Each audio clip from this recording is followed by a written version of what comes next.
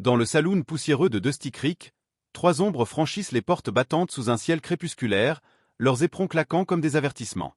Ils cherchent une proie facile, une distraction dans cette bourgade oubliée du Nouveau-Mexique. Mais ce qu'ils trouvent, tapis derrière le comptoir, est bien plus dangereux qu'un simple pion à intimider. Une femme essuie un verre avec une précision mécanique, ses yeux perçants scrutant l'horizon à travers une fenêtre crasseuse. Ce soir, le vent porte une odeur de poudre et de trahison, et quelque chose de grand se prépare dans l'ombre. Quelque chose qui pourrait faire tomber des empires corrompus et révéler des vérités enfouies sous le sable. Car cette femme n'est pas une serveuse ordinaire. C'est Emma Œil-Mort Thorne, une légende dont le nom résonne encore dans les canyons, et elle attend son heure. Le tonnerre gronde au loin alors que les trois hors-la-loi s'avancent, leurs regards arrogants balayant la salle presque vide. Quelques habitués jouent aux cartes dans un coin, leur murmure étouffé par le piano désaccordé d'un vieux musicien. Dehors, le marshal fait sa ronde, évitant soigneusement le saloon, un signe que la loi locale a déjà plié l'échine devant une force plus sombre. Emma, elle, observe tout. Les ranchers chassés de leurs terres, les incendies suspects, les équipes du chemin de fer qui intimident plus qu'elles ne construisent. Depuis 3 mois, elle joue son rôle, écoute, attend, et ce soir, les pièces du puzzle commencent à s'assembler. Mais ce qu'elle ignore encore, c'est que ces trois hommes vont déclencher une tempête qui la forcera à reprendre ses colts et à affronter un complot bien plus vaste qu'elle ne l'imaginait. Le saloon est baigné d'une lumière vacillante lorsque les trois silhouettes s'arrêtent devant le comptoir. Leur chef, James Serpent McGrath, un ancien officier confédéré devenu mercenaire, ajuste son ceinturon orné de peau de serpent, chaque encoche témoignant d'une vie fauchée. À sa gauche, Lou Carson bloque la porte de derrière avec une nonchalance calculée. À sa droite, main vive Murphy s'approche des escaliers, coupant toute retraite. On dit que votre whisky est le meilleur du coin, mademoiselle, lance McGrath, son sourire aussi froid que ses yeux. Emma pose son chiffon, impassible. On sert du whisky ici, oui. Le meilleur? Ça dépend de celui qui le boit.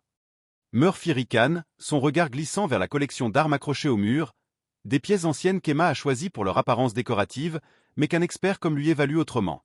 Belle collection. À votre défunt mari, je présume? Demande-t-il, sa main frôlant son propre colt à crosse d'ivoire. Juste un goût pour l'histoire, répond-elle, notant son intérêt trop prononcé. Rosa, la cuisinière, apparaît alors dans l'encadrement de la cuisine, essuyant ses mains sur son tablier. Plus de cavaliers arrivent, murmure-t-elle en espagnol, une langue qu'Emma maîtrise depuis ses années à traquer des hors-la-loi le long de la frontière. Chapeau noir, chevaux coûteux. Brigade de fer, à vue de nez. Emma suspend son geste, ses oreilles captant le martèlement des sabots. La brigade de fer, des tueurs à gages déguisés en agents de sécurité ferroviaire, sème la peur depuis des mois, testant les limites, pressant les commerces, laissant des vies brisées dans leur sillage. McGrath s'assied avec une grâce étudiée. On a entendu dire que cet endroit avait changé de main récemment. Après l'accident du vieux Jake Miller, non? Sa voix porte une menace voilée. Emma garde son calme. Le colonel Harrison semble bien informé des affaires locales. McGrath tapote son ceinturon. Un homme de son rang aime savoir qui est qui. Surtout dans une ville qui grandit comme Dusty Creek. Soudain, Murphy renverse une chaise dans un fracas délibéré. Emma ne scie pas, mais ses yeux enregistrent tout, angle, distance, position. 10 ans à arpenter le Far West lui ont appris à transformer chaque détail en arme. La tranquillité, c'est surfait, lâche McGrath, son masque amical s'effritant. Les villes changent. Les malins s'adaptent, acceptent de nouveaux partenariats.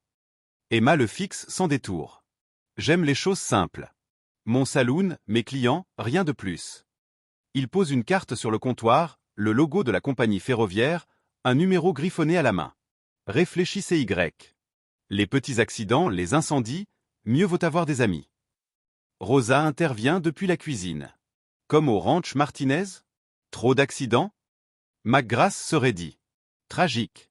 Ils auraient dû mieux s'assurer. Emma ramasse la carte, notant le sceau personnel du colonel. J'y penserai. Les trois hommes repartent, leurs éperons tintant comme une promesse de retour. Une fois la porte verrouillée, Rosa soupire. Ils deviennent audacieux. Emma fixe la carte. Trop audacieux. Ce n'est pas juste de l'intimidation. C'est militaire. Elle se dirige vers l'arrière, ouvrant une boîte verrouillée. À l'intérieur, 2 colts sur mesure brillent sous la lumière faible. 3 ans de silence prennent fin ce soir. Le lendemain, l'aube dore les collines lorsqu'Emma surveille le ranch du colonel Harrison depuis un promontoire. Vêtue de vêtements de cavalière sombre, elle scrute à travers une longue vue.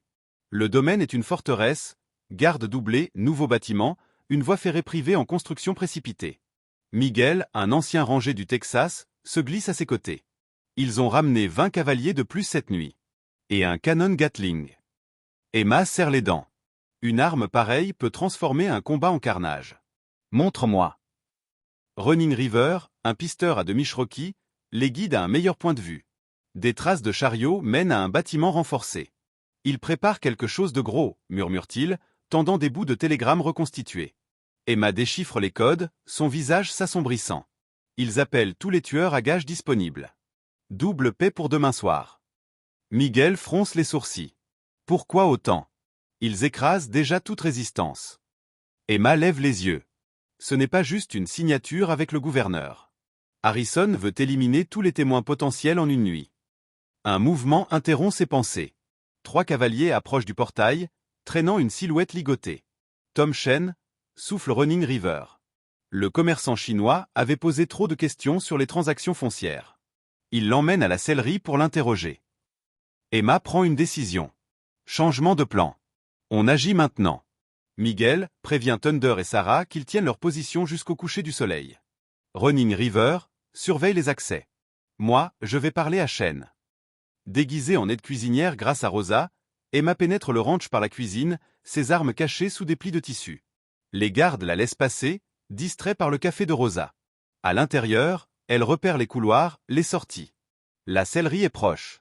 Il le questionne, chuchote Rosa. Murphy veut le briser. Emma attend le changement de garde, puis agit. En un éclair, elle neutralise le surveillant restant, déverrouille la porte. Shen, tuméfié mais lucide, la reconnaît. Le registre, derrière un faux mur dans mon magasin. Preuve contre Harrison, sur le meurtre de Miller aussi. Elle l'aide à se lever. Miguel te mettra en sécurité. Parle-moi de Miller.